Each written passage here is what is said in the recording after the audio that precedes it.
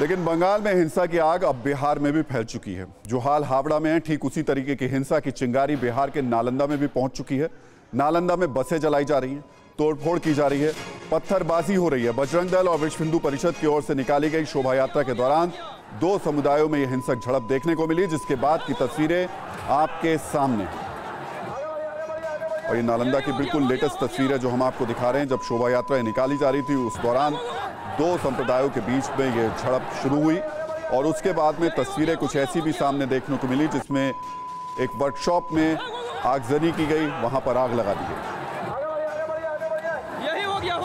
और इस पर बात करने के लिए हमारे सहयोगी रुपेश कुमार मौजूद हैं। रुपेश, पहले तो इस घटना के बारे में थोड़ा विस्तार से बता दीजिए, क्योंकि आज दो घटनाएं हुई हैं, एक सासाराम में और दूसरी नालंदा में।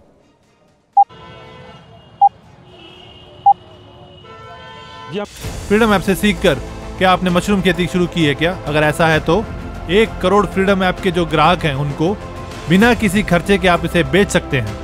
बिल्कुल, सासाराम में घटना हुई है और नालंदा में घटना हुई है। और नालंदा में इस वक्त भी वहाँ पर आगजनी हिंसा वहाँ पे जारी है।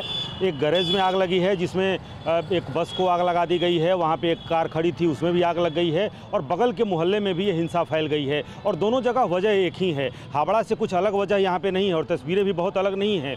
एक शोभा यात्रा निकलती है, कुछ लोग वहाँ पे पहुँचते हैं और उसमें गालियाँ देना शुरू करते हैं और बजरंग दल और जो शोभा यात्रा में जो शामिल लोग हैं वो भागना शुरू कर देते हैं। और बहुत आश्चर्यजनक है कि नालंदा की जो घटना हुई है वहाँ लगभग 10,000 की भीड़ थी और वो 10,000 की भीड़ भागने लगती है। अब समझ में ये नहीं आता है कि एक शोभा यात्रा निकल रहा था, लेकिन दूसरे लोग इतनी बड़ी संख्या में आखिर क्यों इकट्ठा थे और किस तरीके से क्या मैसेज गया था कि वो लोग किस कारण से इकट्ठा हुए थे। रुपेश, ये सबसे गंभीर सवाल है और इसमें भी बड़ा गंभीर सवाल सरकारों पे और प्रशासन पे उठता है कि जब कानून व्यवस्था को सही तरीके से, दुरुस्त तरीके से वहां पर लागू रहे, ये जिम्मेदारी उस प्रशासन की है, सिस्टम की है, तो फिर वो लोग कर क्या रहे होते हैं?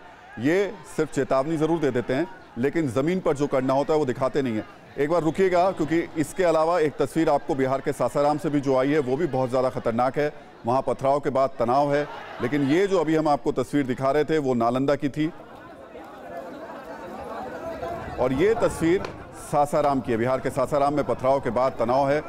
शहजलाल पीर इलाके में 2 गुटों में पथराव हुआ, उपद्रवियों ने फायरिंग और घरों में आगजनी की और बताया जा रहा है कि लगभग 5 घरों में आग लगा दी गई।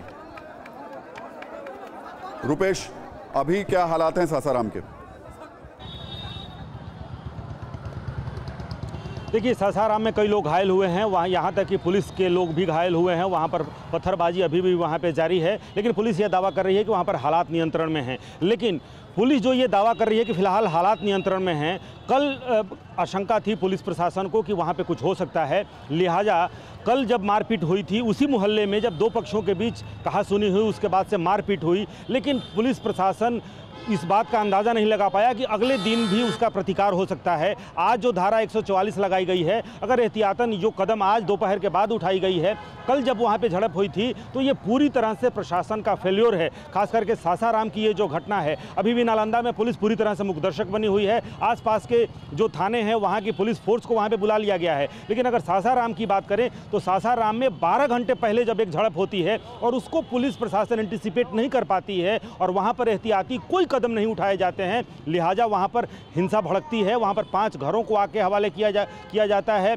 खुद एसपी वहाँ पे मौजूद हैं, एसडीओ के जो सुरक्षाकर्मी हैं वो घायल हैं। कितने लोग घायल हैं अभी ठीक पता नहीं है, लेकिन जो सामने जो दृश्य आए हैं, जो हमारे संवाददाता ने वहाँ से भेजी हैं, वहाँ उसमें अभी तक कम से कम 5 पुलिसकर्मी घायल हैं और दोनों पक्षों के लोग घायल हैं। 5 लोगों के घरों के अंदर, मोहल्लों के अंदर लोग घुसते हैं, वहाँ पर आगजनी की जाती है, घरों को आके हवाले कर दिया जाता है। लेकिन प्रशासन की तरफ से अभी तक सिर्फ ये कार्रवाई हुई है कि धारा 144 लागू कर दी गई है। लेकिन सबसे बड़ा सवाल यह है कि जिस बिहार में पुलिस मुख्यालय से लेकर के और सरकार स्तर पर यह कहा जा रहा था कि डिप्लॉयमेंट तमाम जिलों में की गई है, क्योंकि बिहार में हर साल कहीं ना कहीं 4 से 5 जिलों में इस तरह की तनाव की स्थिति पैदा होती है, जहां जो हिंसा करने वाले जो लोग हैं, जो उपद्रवी हैं, उनको जहां भी थोड़ी सी छूट मिलती है वहां पर हिंसा का रूप इस तरह से स्वरूप बिगड़ जाता है। सबसे बड़ा रुपेश है जो आप उठा रहे हैं कि आखिर प्रशासन और सरकार जो है उनको इस बात का क्या अंदाजा नहीं है।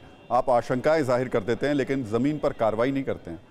फ्रीडम ऐप से सीखकर क्या आपने मशरूम खेती शुरू की है क्या? अगर ऐसा है तो 1 करोड़ फ्रीडम ऐप के जो ग्राहक हैं उनको बिना किसी खर्चे के आप इसे बेच सकते हैं।